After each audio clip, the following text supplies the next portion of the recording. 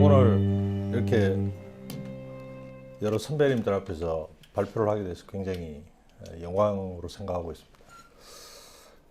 저는 제가 여기 보이시는 이 직함 외에 또 미코 그룹이라는 중견그룹 부회장을 맡고 있어가지고요. 다른 사람에 비해서는 호칭이 좀 많은 편입니다. 그래서 저를 하원장이라고 부르시는 분도 있고, 율초원 시절은 이제 하소장, 하고문, 그다음에 하교수, 하박사, 하부회장 여러 가지 고문으로 명칭으로 불리고 있습니다. 원래 여러 가지 경제 상황이 굉장히 좀 불투명하고 이래서 관심들이 많으시리라고 생각을 하고, 그래서 이제 제가 나름대로 좀 준비를 했는데요.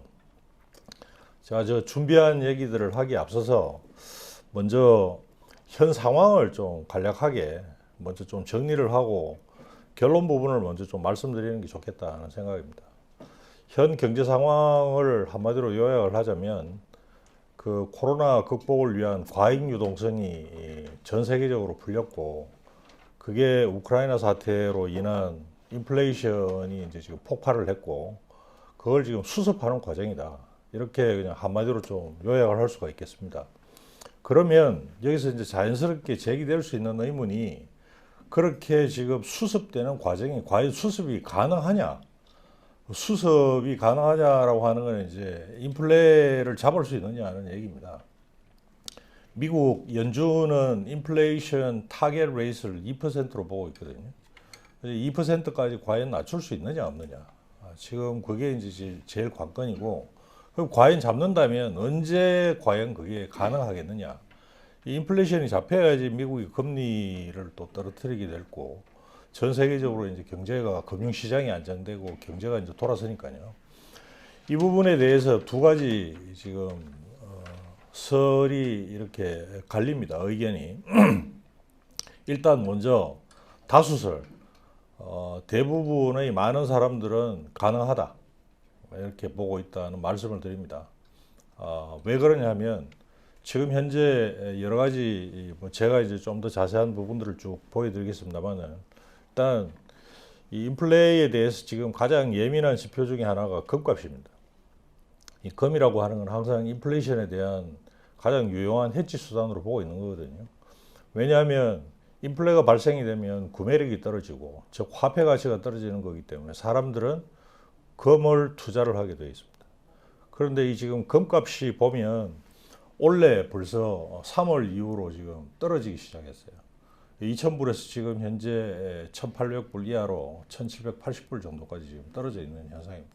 이 얘기는 향후에 물가가 잡힌다는 이런 시장의 전망이 이미 반영이 되어 있다는 얘기죠. 그 다음 또 하나는 미국 금융시장에 반영이 되고 있는 소위 그 BEI 지수라고 그러는데, 미래에 대한 인플레 기대치입니다. 기대 인플레이션이라고 하는데, 그 기대 인플레이션 좀 더 구체적으로 얘기 드리면 미국 국채 수익률에 팁스라고 하는 일들을 빼가지고 계산하는 건데, 향후 5년 이내에 미국 인플레이션 레이트가 얼마 정도로 지금 금융시장에서 반영이 되어 있느냐, 약 한 2.3% 정도. 그러니까 향후 한 5년 이내에는 금융시장에서는 2%대로 돌아온다, 이렇게 이제 보고 있다는 얘기죠.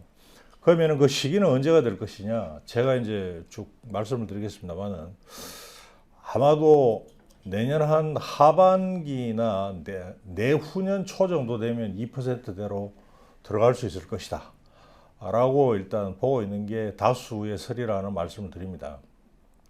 그러면 반대되는 의견도 있겠죠. 반대되는 의견은 소수 의견입니다. 소수 의견을 어떻게 바라보고 있냐면, 소수 의견 중에서는 일단 지금 현재 인플레이션이 발현이 된 게 코로나만이 아니다, 이렇게 지금 보고 있는 의견들이 있습니다. 무슨 얘기냐면, 지금 과거 40년 동안 전 세계 경제는 유례없는 정말로 저물가 속의 성장을 누려왔고, 그 배경은 뭐가 있느냐 하면은 바로 중국이라는 세계 공장이 있었다는 얘기입니다. 지난 40년 동안 사실 가만히 우리가 회고를 해본다면 중국의 값싼 노동력, 그 값싼 노동력이 생산하는 값싼 물건, 이게 전 세계의 그 인플레이션이 가능하지 않는 아주 낮은 물가로 저희들이 경제 성장을 구가를 할 수 있게끔 이렇게 만들어준 주된 요인인데, 이제 여러분들 보시다시피 중국이 어떻습니까? 중국은 이제 더 이상 싸다라고 얘기를 할 수 없을 정도로 이미 인건비가 많이 올라 버렸다는 것이죠. 그다음 두 번째 요인은 미중 간의 갈등 격화입니다. 미중 간의 갈등이 격화가 되다 보니까 이제 지금 공급망이 깨지는 거거든요. 서플라이 체인이 깨지고, 지금 미국이 여러분 보시다시피 미국이 이제 지금 공장들을 자국으로 불러들이고 있습니다. TSMC니 삼성전자니 전부 다 자국 내로 이미 공장을 짓기를, 지금 인플레이션 법에 의해 가지고 자동차도 미국으로 들어와라. 자, 그럼 미국에서 생산되는 물건이 쌀 수가 있겠습니까? 굉장한 코스트 요인이 이미 발생이 되고 있다는 얘기고요. 세 번째는 기후 변화로 인한 이 탄소 중립입니다. 탄소 중립을 맞추기 위해서는 에너지 가격이 올라갈 수밖에 없습니다. 우리나라 지금 전기값이 지금 문제인데 올리는 건 시간 문제일 따름이죠. 그러면 우리가 더 많은 에너지 가격을 지불을 한다면 그는 또한 코스트 푸시 요인이 될 수밖에 없다. 그래서 미국의 블랙락 같은 세계에서 가장 큰 자산 운용사인데, 거기서는 지금 하는 얘기가 지난 40년 동안의 저인플레이션 시대는 끝났다. 그래서 향후에는 더 가능하지도 않고 뉴 리즘으로 들어간다. 이런 견해도 있다는 말씀을 드리면서 제가 발표한 내용들을 좀 말씀드리고자 합니다. 먼저 대외 부분이 사실 제일 중요합니다. 우리나라는 세계 전체적으로 보면은 그 하위에 속하니까요. 먼저 이게 OECD와 IMF에서 발표한 이러한 아웃룩들의 표지 사진인데요. 제일 밑에 사진을 한번 좀 봐주시면, 이 제일 밑에 사진이 저는 지금까지 아직 IMF에서 이런 사진을 낸 거를 처음 봅니다, 사실은. 지금 어떤 내용입니까? 지금 비옷을 입은 사람이 몰려오는 지금 먹구름을 바라보고 있는, IMF는 항상 좀 긍정적으로 전망을 하거든요. 항상 전망치나 이런 게 굉장히 긍정적입니다. 그런데 IMF조차도 이렇게 지금 굉장히 어둡게 전망을 하고 있다. 이런 부분이 녹록치 않다는 말씀을 일단 좀 드립니다.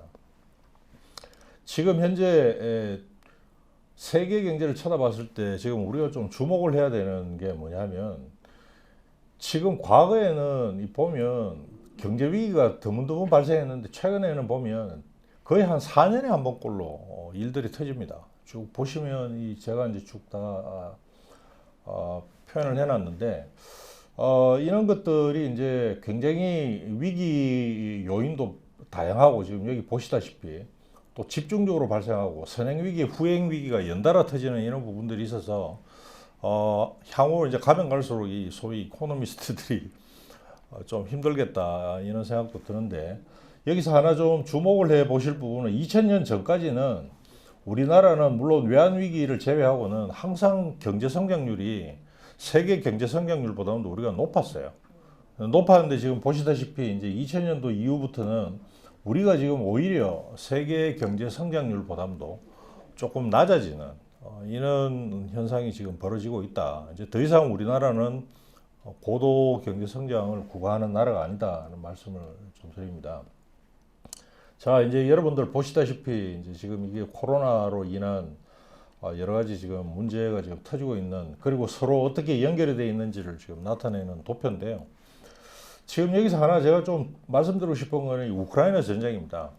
우크라이나 전쟁은 이제 우리들이 많은 분들이 생각할 때 우크라이나 전쟁 자체는 코로나와는 별개의 사건으로 지금 이해를 하는데, 저는 이걸 좀 가만히 생각을 해봤어요. 생각을 해본 결과 우크라이나 전쟁도 어쩌면 코로나의 큰 그림의 한 부분일 수도 있겠다는 생각을 합니다. 그 이유는 왜 그러냐면, 이미 코로나를 극복하기 위해서 너무나 많은 돈들을 풀었고, 그 푸른 돈들은 어떠한 형태든지 하나의 이 스파크만 주어지면 인플레이션으로 터질 수밖에 없는 운명이었어요.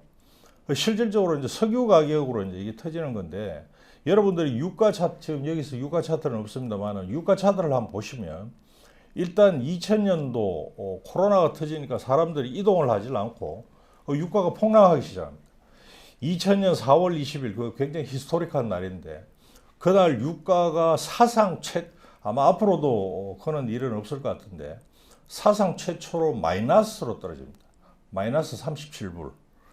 이거 제가 아마 죽을 때까지는 다시는 이제 이런 마이너스 유가는 보기 힘들 것 같은데, 그 뒤에 돈이 무차별적으로 풀리기 시작하면서 2021년부터 유가가 올라가기 시작합니다. 유가가 올라가기 시작해가지고 이제 2022년 초에 드디어 104불, 100불대를 또다시 이제 뛰어넘죠. 자, 그렇게 올라간 유가는 결국 러시아의 주머니를 굉장히 든든하게 해줬겠죠. 러시아의 푸틴이 소위 우크라이나를 갖다가 치려는 그러한 야심을 실현시킬 수 있었던 배경에는 바로 이러한 유가로 급등되는 유가로 인해 두둑해진 어떤 그런 자신감, 이게 그 배경일 수도 있지 않겠느냐. 그래서 그렇게 본다면 사실은 지정학적으로 이제 터진 이 우크라이나도 큰 그림으로 보면 이 진짜 100년에 한 번 꼴로 발생될까 말까한 코로나로 인한 큰 그림의 한 부분일 수도 있겠다, 이런 생각을 좀 가집니다. 서로 이렇게 연결되어 있는 거 그래프는 나중에 좀 보시고요. 그래서 지금 전 세계 경제 성장률은 이제 어떻게 되어 있느냐? 지금 어쩔 수 없이 내려갈 수밖에 없습니다. 지금 일단은 공급망이 지금 소위 경제학적으로 얘기해서 이 공급 곡선이 좌측으로 이동했기 때문에 그 부분을 잡기 위해 가지고 지금 또 디맨드 커브도 지금 결국 줄여야 되는 거거든요.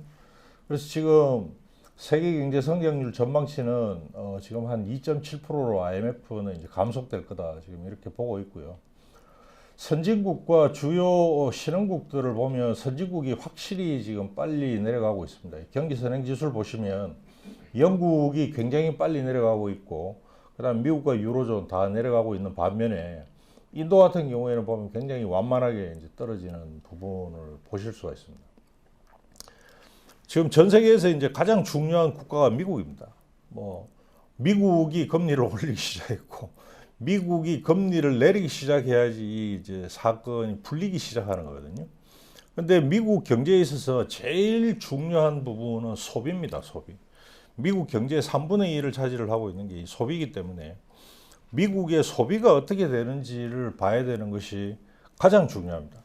근데 지금 여기서 보시면 미국의 소비자 심리 지수는 굉장히 지금 싸늘하게 지금 식고 있는 반면에 이 부분이 중요한데, 미국의 실질 소비를 보면 꽤 괜찮아요. 상당히 미국 소비, 실질적으로 발표되는 소비 지표들을 보면 상당히 견고합니다. 왜 이런 현상이 벌어지죠? 여기 생산은 지금 안 좋을 수밖에 없는데 왜 이런 현상이 벌어지느냐? 사람들이 돈을 쓸 때는 그 돈을 쓰는 원천은 두 가지가 있죠. 뭐냐 하면, 하나는 자산입니다. 자기가 가지고 있는 재산. 또 하나는 임금. 자기가 얼마만큼 버느냐. 이 두 가지인데, 일단 여기 자산적인 측면에서 보면 좋지가 않습니다. 지금 미국의 주가 지수는 5,000포인트 대비 지금 4,000포인트, 거의 20% 이상 지금 밀려 있는 상황이고요. 그 다음에 지금 주택시장은 지금 아주 우리나라도 그렇습니다만은 거래 절벽 아주 박살이 나고 있는 이런 상황인 거죠. 그러면 미국 사람들이 저렇게 소비가 견고한 이유는 뭐냐? 자기가 가지고 있는 자산이 별로 좋지가 않은데 어디서 그러면 그게 나오느냐? 그게 바로 임금인 거죠. 그 임금은 어디서 그러면 나오느냐? 지금 여기 이 장표에는 없습니다만은 고용지표가 지금 문제입니다. 미국의 고용지표가 너무 뜨거워요. 실질적으로 이 미국의 실업률 데이터를 봐보시면, 미국 실업률 데이터가 그전에도 이 코로나 터지기 전에도 사상 최저치인 3.5%까지 떨어지거든요. 그랬다가 코로나가 터지면서 수직 상승합니다. 그래서 뭐 통계치가 잡힌 이래로 최대치 15%까지 지금 올라갔다가 코로나가 이제 점점점 옅어지면서 다시 3.5%까지 떨어져요. 역사상 최저치까지 빠지는 겁니다. 빠졌다가 지금 공격적으로 이렇게 금리를 인상하니까 실업률이 조금 올라갔는데 얼마까지 올라갔냐? 겨우 0.2포인트. 3.7%까지밖에 안 올라가가지고 있는 거예요. 이 얘기는 무슨 얘기냐면 사람들이 다 고용이 된다는 얘기예요. 일자리가 넘쳐난다는 거예요. 이 얘기는 또 말을 바꿔서 얘기하면 그만큼 사람 구하기가 힘드는 구인난이 지금 지속이 되고 있다. 왜 이렇게 그러면 미국에서는 고용 지표가 좋으냐? 그 이유는 가만히 살펴보면 이제 노동시장 참여율이라고 그러는데요. 노동시장 참여율이라는 얘기는 사람들이 성인 남녀가 노동시장에 얼마만큼 자발적으로 참여하느냐 하는 거 나타내는 참여율입니다. 그걸 보시면 미국은 역사적으로 봐서 꾸준히 한 65% 수준이에요. 모든 성인들의 한 65% 정도가 노동시장에 뛰어들고 있다는 얘기죠. 그런데 이게 IMF, 코로나를 겪으면서 뚝 떨어집니다. 어디까지 빠졌냐 하면 60%까지 빠져요. 60%까지 빠졌다가 이제 코로나가 극복이 되면서 약간씩 올라가고 있는데 아직도 미국의 노동시장 참여율이 62%밖에 안 돼요. 65%로 다시 회복을 못하고 있습니다. 이 얘기는 무슨 얘기냐면 사람 구하기 힘들다는 얘기예요. 사람들이 일터로 돌아가지를 않고 있어요. 뭐 무슨 이유에서인지 모르겠는데 코로나 이후로 그냥 집에 밖에 있으면서 일하러 안 가는 거예요. 그러다 보니까 미국에서는 소위 구인난이 계속이 되고 이 구인난 때문에 임금이 떨어질 수가 없는 거예요. 이런 현상이 벌어지고 있는 겁니다. 그래서 미국 지금 연준이 가장 주의 깊게 보고 있는 지표가 바로 이 고용 지표입니다. 여러분들 혹시 여기서 미국 시장 쪽에 투자를 하고 계시는 분이 있으면 지난 12월 2일 날 11월 달에 고용 지표가 발표됐어요. 11월 달에 고용 지표가 얼마가 발표가 됐느냐? 신규 취업이 28만 명, 그리고 실업률이 그 전달과 동일하게 3.7%로 발표가 됐어요. 그 수치를 보자마자 미국 금융시장이 폭락했습니다. 왜냐하면 이런 지표를 가지고는 미국 연준이 금리를 아마 더 올릴지도 모르겠다. 이는 불안감. 그래서 지금 현재 이 미국 시장은 전체적으로 봐서는 바로 이 고용 부분이 굉장히 지금 문제다.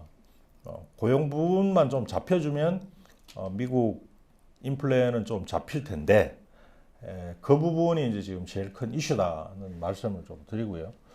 그래서 지금 미국의 경제 성장률은 어쨌든 지금 IMF에서는 내년도에는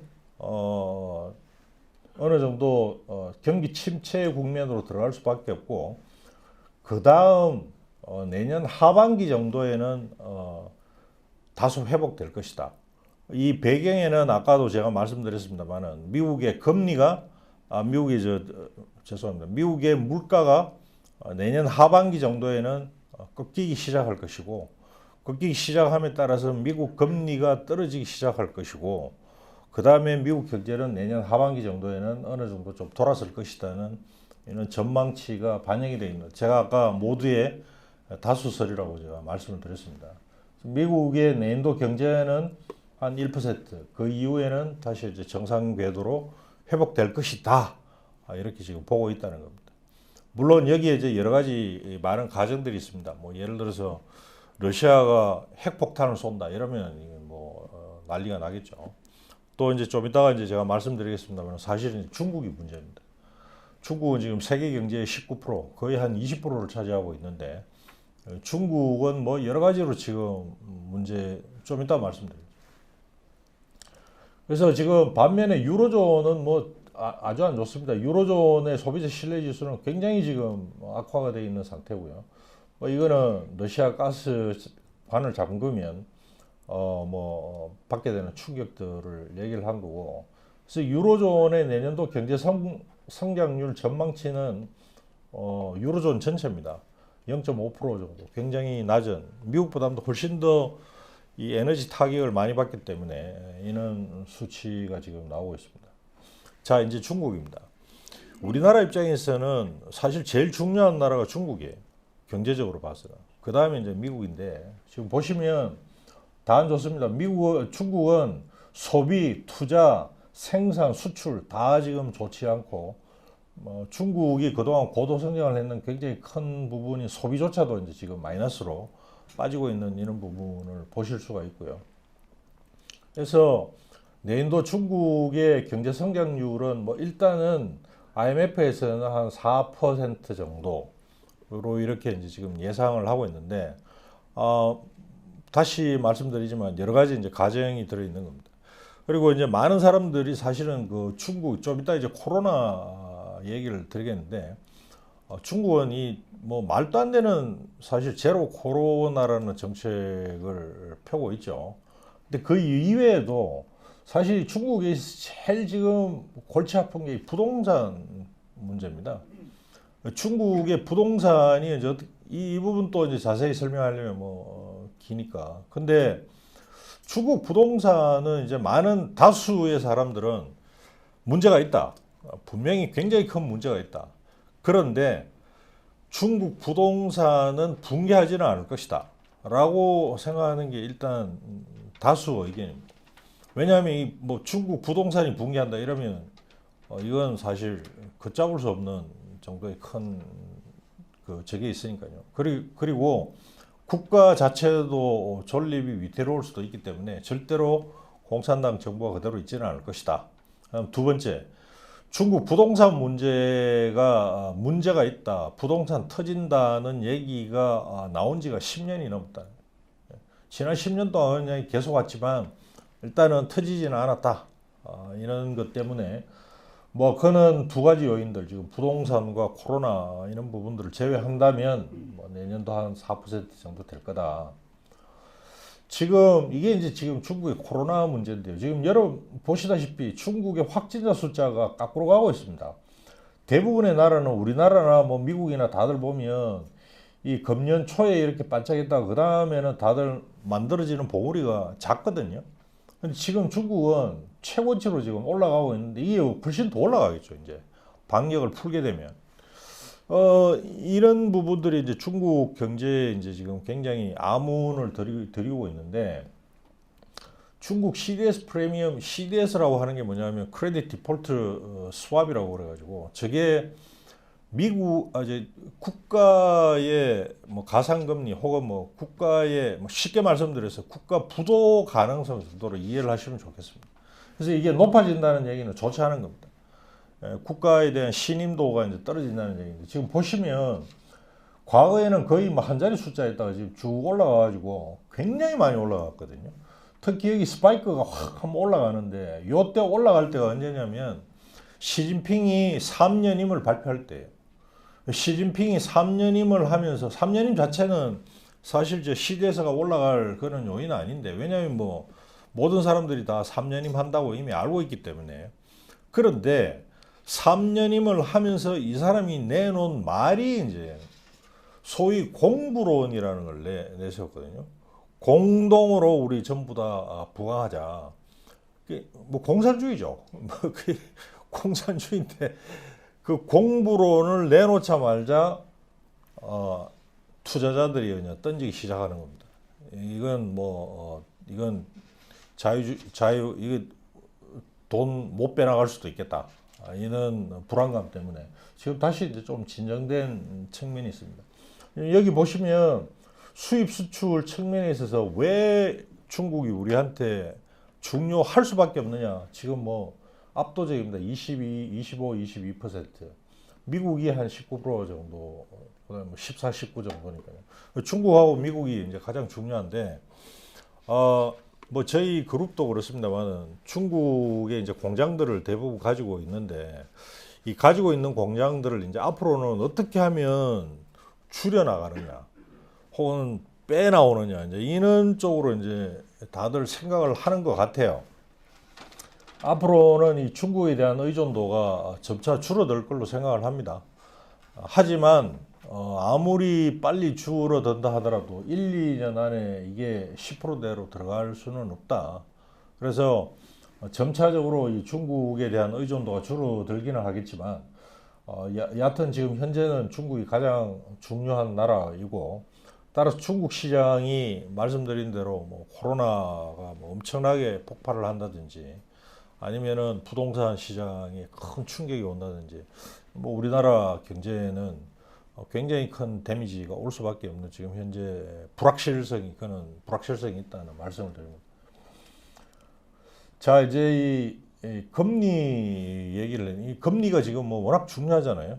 예, 지금 요즘 뭐 여러분들 만나서 얘기를 해보시면 다들 경제학자가 돼 있는 것 같아요. 이 금리들 너무 잘들 하시고 지금 여기서 한번 보시면 미국이 금리를 과거에 올렸던 경우를 한번 보시면 제로 금리를 2015년까지 하다가 그 다음에 2016년부터 금리를 올리는데 금리를 2.5%까지 올릴 때 3년 걸렸습니다. 3년 동안 이렇게 점차적으로 계속 이 금리, 이게 원래 금리 올리는 거거든요. 그런데 지금 어떻게 되느냐? 1년 만에 소위 이제 이 자이언트 스텝이라 그래가지고 0.75%씩 4번 올렸어요. 지금 얼마냐? 지금 4%입니다. 4%. 이제 미국은 이 금리를 밴드로 하기 때문에 뭐 정확하게 얘기하면 3.75에서 4%인데 상단으로 이제 표현을 하자면 미국 금리 지금 4%예요. 4%고 다음 주인 4월 13일, 14일 날 FOMC 때 금리가 발표가 되거든요. 뒤에 이제 말씀드리겠습니다만은 아마도 또 0.5%를 올릴 것 같습니다. 그래서 한 4.5%까지 올라가고 내년도에는 이제 어떻게 될 거냐 뒤에 나오는데 여기서 하나 말씀드리고 싶은 건 1년 동안에 0에서 4.5%까지 올려버리면 저거는 견딜 수 있는 그러니까 지속 가능하지가 않아요. 저거는 어떤 경제든지 간에 저 충격은 할 수가 없습니다. 그래서 이렇게 급속도로 올린 거는 왜냐 지속 가능하지 않기 때문에 내년도에는 어찌됐든지 간에 좀 떨어질 수는 밖에는 없지 않느냐 뭐 이제 이렇게 보는 건데요. 왜 그럼 저렇게 급속도로 올리게 되느냐? 말씀드린 대로 이제 소위 인플레입니다. 지금 여러분들이 지금 보고 계시는 이 장표가 1960년대부터 지금까지 미국의 소위 그 인플레를 나타낸 그래프인데 지금 1980년대 이후에 보시면 미국 이 인플레가 6%를 넘어간 적도 한 번도 없었어요. 그러다가 이제 지금 이렇게 이제 지금 거의 9%를 지금 돌파를 해버린 거거든요. 근데 요즘 이제 이 페더럴 리저브 미국의 연준이 지금 욕을 많이 먹고 있습니다. 왜냐하면 지금 여기 보시면 2021년도에 이미 인플레가 이미 발생이 되기 시작했어요. 미국은 말씀드린 대로 항상 2%가 타깃입니다. 미국의 물가 수준을 2% 정도로 잡아놓고 있어야 되는데 이미 돌파를 해가지고 3%를 돌파를 했거든요. 3% 이때 돌파를 할 때 미 연준이 뭐라고 그랬냐면 이건 일시적이다. 일시적이고 다시 돌아갈 것이다. 아무런 액션을 취하지를 않았어요. 그랬는데 그 뒤에 어떻게 됐냐? 3%뿐만이 아니고 뭐 5%, 6%를 뚫어버린 거예요. 6%를 뚫어버리고 올해 이제 들어서 가지고 7%대로 가고 이러니까 갑자기 이제 가속 페달을 확 밟아보죠. 그러면서 그냥 뭐 거의 미친 듯이 금리를 지금 올려버리는. 그래서 실기를 했다. 이 금리를 올리는 타이밍을 이제 실기를 했다. 이런 측면에 있어서 페드에 있는 사람들도 뭐 결국은 사람들이구나. 이 사람들이 뭐 신이 아니다. 제롬 파월이라는 사람도 이제 욕을 많이 먹고 뭐 이런 상황입니다. 근데 사실 또 생각해 보면 이해는 되죠. 왜냐하면 2021년만 하더라도 지금 뭐 코로나 때문에 정신이 없어가지고 어떻게 하면 경제를 살릴까 계속 한쪽에서 돈을 풀고 있는데 돈을 풀면서 또 금리를 이건 말이 안 되는 얘기긴 합니다. 그래서 여하튼 어쨌든 이런 상황이다 이런 말씀을 드리고 그럼 미국의 이제 금리는 앞으로 어떻게 될 것이냐 이 부분이 이제 굉장히 중요하고 아까 이제 물가 전망치와 이게 연결이 되어 있는 건데 일단 좌측에 보시는 이게 이제 그 점도표입니다. 이 미국의 연준은 들어가는 페드의 멤버인 그 지방 은행들이 있어요. 지방의 은행들이 이제 전부 다 점 찍는 겁니다. 그래서 이제 그 평균치를 가지고 이제 내는 건데 원래는 4.5% 그러니까 아까도 말씀드렸지만 금년 마지막 FOMC가 다음 주 13일, 14일 날 열리는데 그때 아마 한 0.5% 정도 올릴 거다. 뭐 이렇게 보는 거고요. 그 다음에 이 연방금리 그 예측 확률을 갖다가 이제 CME라고 시카고 선물거래소입니다. 여기서 이제 발표가 되는 페드 워치 쪽에서 이제 계산을 해보면 내년도는 4.75, 내년 말까지는 한 4.75.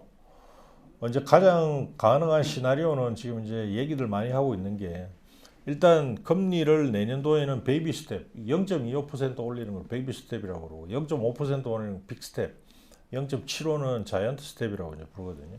그래서 내년 올해 4.5%까지 올리고 내년 상반기 중에 0.25씩 두 번 올려서 5%까지 올라갔다가 내년 내년 말쯤 되면 한 차례 정도 내릴 거다. 그래서 4.75까지 갈 거다. 이렇게 이제 보고 있는 견해가 굉장히 이제 다수의 견해다. 이렇게 좀 말씀드립니다. 조금 더 적은 견해는 한 4.5%, 4.5% 정도까지 갈 거다. 이렇게 이제 보고 있는 견해도 있다는 말씀을 드립니다. 자, 이제 우리나라 금리입니다.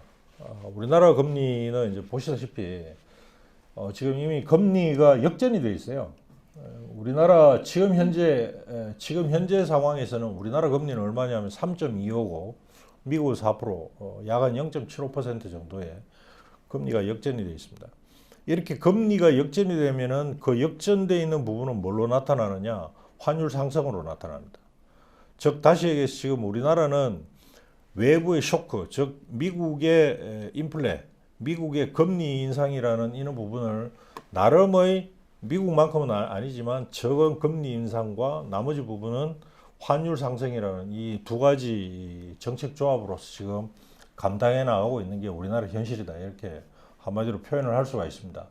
근데 지금 이제 보시면 우리나라가 왜 미국만큼 금리를 올릴 수가 없느냐. 지금 뭐 보시면 일단 기업도 기업이지만 주요국 가계부채 중에서 우리나라가 제일 높아요. 실질적으로. 이 우리나라의 저 높은 가계부채는 또 부동산 문제하고 연결이 되어 있습니다.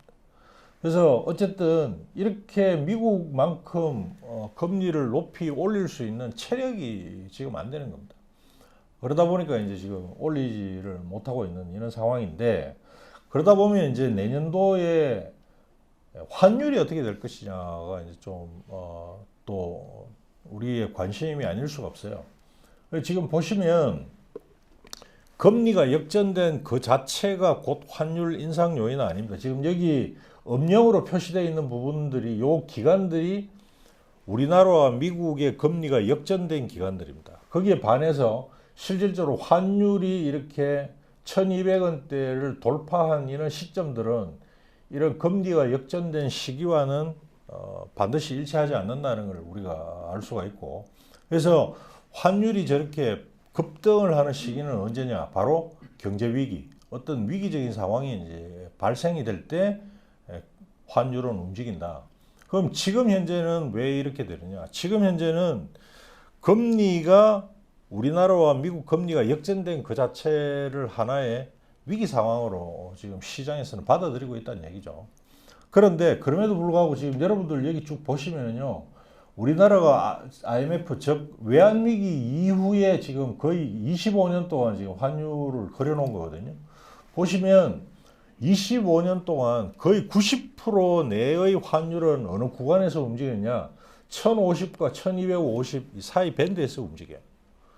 그래서 저 구간을 벗어나면 굉장히 강한 그 구간 내로 다시 회귀를 하려는 굉장히 강한 모멘텀이 작용이 됩니다. 그래서 지금 현재는 여러 가지 면으로 경제적인 측면으로 아무리 봐도 저 환율 수준은 굉장히 높은 수준이고 결국은 내년도에는 이 밴드 안으로 다시 회귀할 거라고 생각을 하고 있습니다. 그래서 지금 원달러 환율 추이는 지금 보시면 뭐 이렇게 계속 가는 거는 경제위기 시나리오인데 이건 가능하지 않을 거라고 보고 있고요. 모르겠습니다. 뭐 또 이제 뭐 푸틴이 핵을 쏜다든지 뭐 이러면 또 얘기 달라지는데 일반 지금 현재의 상황에서 이제 본다면 다시 이제 밴드 내로 회귀할 것이다. 반면에 이제 이 IB들은 대부분 항상 보면 IB들은 예측을 하는 게 보면 좀 더 극단적으로 예측을 해요. 왜냐하면 또 저렇게 예측을 해야지 기업들이 겁을 집어먹고 또 여러 가지 뭐 외환 파생 상품 거래나 이런 것들도 하게 되니까 저 밴드 아까 말씀드린 밴드 내로 회귀될 가능성이 많다고 봅니다. 우리나라 얘기를 하고 마치도록 하겠습니다. 우리나라는 지금 현재 경기 동행지수라고 해서 이 경기 동행지수를 이제 보면 경기 저점과 경기 정점을 이제 볼 수 있는데 우리나라는 지금 올 10월 달 정도가 이제 경기의 정점을 찍는 걸로 이렇게 지금 이미 여러분들은 경기가 좋다라고 느끼시는 분들이 없으시잖아요. 그래서 실질적으로 이제 보시면 아까 이제 말씀드린 경기 동행지수고 경기 선행지수, 경기에 앞서서 움직이는 것들은 보면 이미 굉장히 지금 계속 지속적인 하락세를 보이고 있다. 이 말씀을 드립니다. 우리나라의 그 소비자 심리지수도 이미 상당히 악화가 되고 있는데 실질적으로 소비 형태를 보면 계속 마이너스로 가다가 이례적으로 8월 달에 급반등을 합니다. 이거는 이제 좀 일시적인 현상이라고 보고요. 왜 그러냐면 좀 뭐 여기서 이제 말을 붙여놨는데 보복 소비다. 코로나로 인해 사람들이 그냥 쫙 움츠러들어 있다가 이게 이제 여름 휴가철이 되니까 그냥 이제 폭발을 한 거죠. 그래서 이례적으로 급등을 했다가 이제 다시 내려가 있는 이런 상황이 되겠습니다. 우리나라의 신규 확진 이 부분인데 코로나는 이제 더 이상 우리나라에서는 이제 이슈는 아니다. 최소한도 경제에 뭐 어떤 큰 충격을 줄 만큼의 이제 그는 파괴력은 없어진 걸로 봐야 될 것 같습니다. 지금 현재 이제 그래서 우리나라의 소비 증가세는 지금 뚝뚝 떨어져서 내년도 말에는 한 2.6%대로 이제 빠질 걸로 보고 있는데요. 사실 이 소비 증가율이 이만큼 많이 빠지는 것도 이례적이에요. 왜냐하면 사람들이 경제 활동을 하는 데 있어서 이 쓰는 거는 사실 줄이기가 힘듭니다. 굉장히 뭐 자동차 타고 어디를 가야 되고 먹고 살아야 되고 그래서 이 부분이 많이 안 움직이거든요. 일반적으로는. 지금 이 정도 움직이는 것만 하더라도 상당히 많이 빠지는 지금 여기 보시면 2021년, 22년 거의 한 3.7%대를 유지를 하다가 내년에는 한 2.7% 정도 빠진다는 것만 하더라도 상당히 충격이 있다는 그런 의미로 해석을 하시면 되겠어요. 설비 투자 아까 우리 홍 교수님이 저보고 설비 투자 쪽 잠시 좀 말씀을 하셨는데 지금 여기 설비 투자도 지금 좋지 않다가 원래 지금 2, 4분기부터 이례적으로 좀 이렇게 굉장히 설비 투자가 증가가 됩니다. 그 내용을 좀 자세히 살펴보시면 여기 적어놨습니다만은 디스플레이하고 선박 쪽에 설비들이 좀 많이 집중이 되어 있어요. 디스플레이 쪽을 좀 먼저 말씀드리면 우리나라의 이 반도체 쪽에 있어서 제일 큰 플레이어인 삼성전자와 SK하이닉스가 서로 좀 입장이 갈립니다. 지금 SK하이닉스는 모든 설비 투자를 이미 동결을 한 상태인데 삼성전자는 지금 오히려 어떻게 지금 나오고 있느냐면 기존에 잡고 있던 설비 투자 계획 그대로 집행한다. 우리는 계속 투자하겠다. 지금 이렇게 나오고 있거든요. 그 얘기는 무슨 얘기냐면 이게 이제 반도체 쪽이 워낙 이 메모리 칩 쪽은 이게 사이클이 워낙 커요. 그래서 삼성전자가 그렇게 자신 있게 밀어붙이는 이유는 체력적으로 충분히 감당이 가능하다는 얘기야. 삼성전자는. 그래서 이제 내년도에 되면은 반도체가 다시 살아날 수밖에 없다. 살아났을 때는, 그럴 때는 설비 투자를 이미 집행을 한 삼성전자는 뭐 더 따라잡을 수가 없을 정도로 확 앞서 나갈 수밖에 없는 거죠. 그래서 과거에도 이 치킨 게임들이 한번 진행이 됐었는데, 이제 거기서 이제 망가진 게 일본의 업체들이 이제 망가진 거죠. 삼성전자는 지금도 그래 공격적인 투자를 하고 있다는 말씀을 드리고요. 그래서 내년도 설비 투자 증가율은 뭐 잠시 올라갔다가 내년도 하반기에는 좋지 않을 것 같고요. 투자 쪽, 뭐 부동산 얘기를 좀 해보겠습니다. 이 부동산 쪽을 보시면 올해 하나 좀 특기할 만한 게, 이게 지금 이 도표가 뭐냐면은 오른쪽 도표가 건축 허가 면적이거든요. 건축 허가 면적 데이터를 보시면 올해 역대 최고입니다. 제일 많이 지금 풀어줬어요. 건축 허가를 제일 많이 내줬습니다. 제일 많이 내줬는데도 불구하고 건설 투자가 지금 좋지가 않는 게, 허가는 많이 내줬는데 사람들이 이 짓지를 않는 거죠. 왜 그러냐? 이게 지금 뭐 건설 자재가 너무 올랐고 인건비도 너무 뛰고 이러니까 엄두가 안 나는 거죠. 그러다 보니까 이제 허가를 내줘도 뭐 지금 아파트 짓지도 않고 뭐 지금 이런 상황들이 이제 벌어지고 있는 건데, 그래도 결국은 허가가 떨어지면 무한정 이거를 갖다가 뒤로 미룰 수가 없기 때문에 시차를 두고 이제 결국은 건설 투자는 이루어질 걸로 보고 있습니다. 그래서 내년도에는 한 4% 상반기에는 어느 정도 좀 집행이 되고 내년 하반기에는 좀 줄어드는 이런 형태로 갈 걸로 지금 보고 있고요.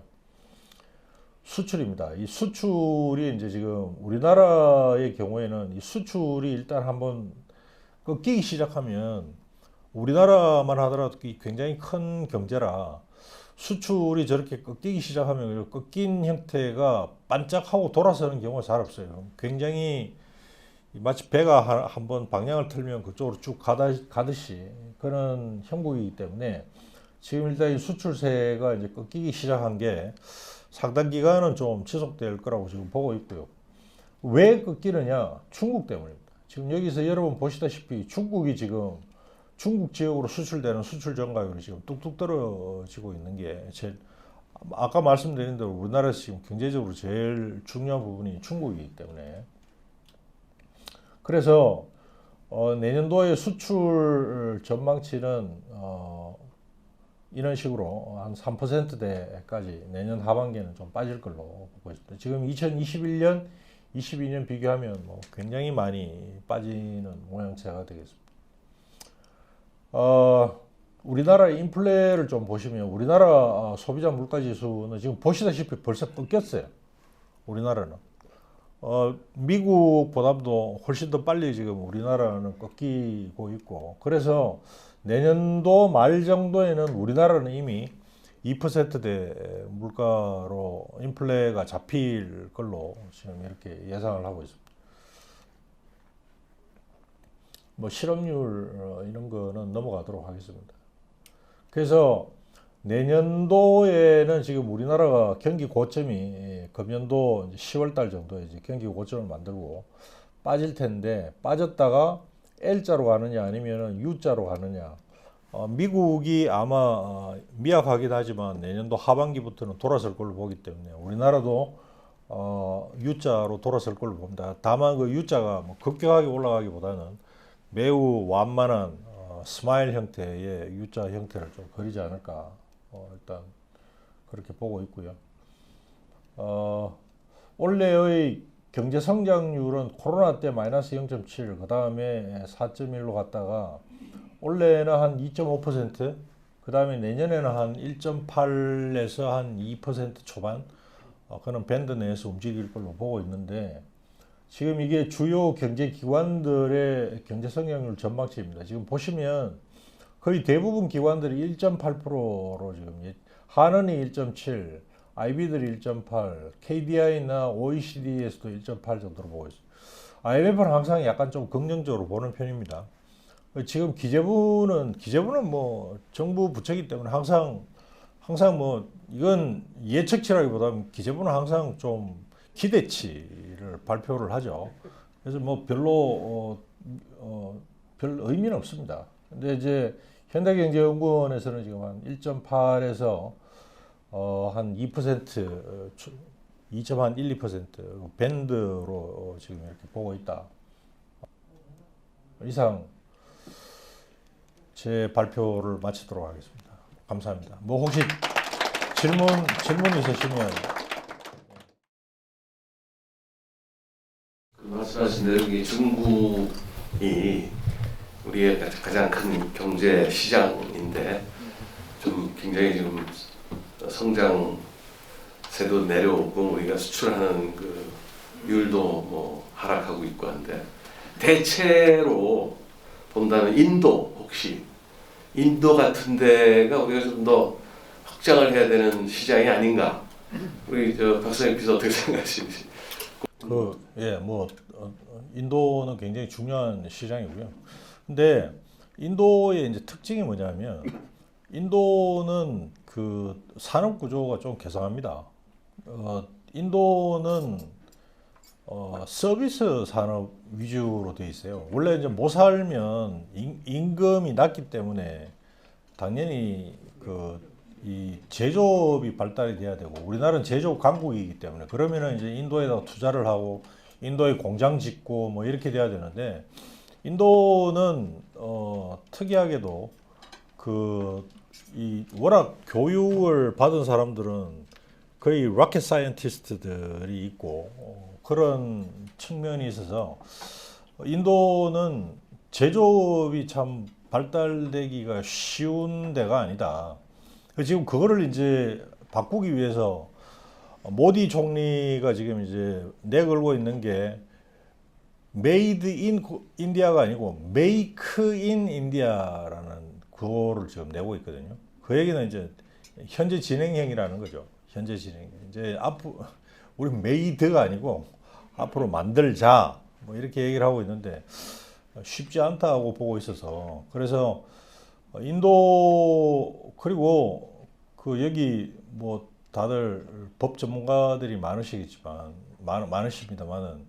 제가 율촌에 있을 때도 이렇게 보면 인도의 제일 큰 문제가 불확실성인데 투자를 하고 나면 법을 속업을 해버려요. 이거 말이 안 되잖아요. 속업을 해가지고 뭐 돈을 내라, 뭐 세금 때리고 뭐 이렇게 이런 불확실성들이 있어서 인도는 투자의 대상이나 이런 걸로서 검토하기는 쉽지가 않다. 그리고 아직은 인도에 뭘 수출을 하고 인도에 아직 소비력이 미약해서 그런 쪽 측면에 있어서도 좀 시간은 좀 더 걸릴 거라고 보고 또 다른 질문이 쉬지 못하게 해서 지금까지 이제 현 상황 현실에 대한 설명을 해주셨는데 그렇다면은 우리는 어떻게 해야 하나? 일반 국민 차원, 그다음에 정부 차원 어떻게 대응해야 하는 말씀도 해주시면 좋겠는데. 경제가 지금 좀 위기 상황이잖아요. 이제 참고 인내하고 빨리 지나가기를 기다리고 그 기간을 버틸 만큼의 체력을 유지를 하는 게 제일 맞다라고 생각하고요. 그래서 제가 이제 말씀드린 대로 언제 이 부분이 이제 뭐 끝난다는 표현보다는 이제 종착역이 언제 보일 거냐는 그 부분이 굉장히 중요하다는 말씀입니다. 근데 지금 다수의 의견은 내년 한 하반기 정도에는 내년 말 정도에는 미국의 연준이 금리를 인하를 하지 않겠나. 미국 연준이 금리를 인하를 하는 발표를 하는 순간 금융시장은 폭등을 할 겁니다. 그리고 이미 금리가 다시 0%대나 1%대로 떨어지지 않더라도 시그널만 줘도 이미 굉장히 한 절반 정도는 금융시장이 환호를 하고 사람들의 심리가 돌아서고 그 순간에 묶였던 자금 경색이나 이런 게 이제 좀 풀리기 시작할 거기 때문에 저희들 기업적인 측면에 있어서도 최소한도 내년 1년까지는 버틸 수 있는 자금을 마련을 갖다가 해야 된다, 이런 생각들을 하고 있고요. 그다음 뭐 말씀드리던 환율 전망은 제가 뭐 말씀드렸으니까 참고를 하시면 좋을 것 같습니다. 예, 그러면 이상으로서 제 발표를 마치도록 하겠습니다. 감사합니다.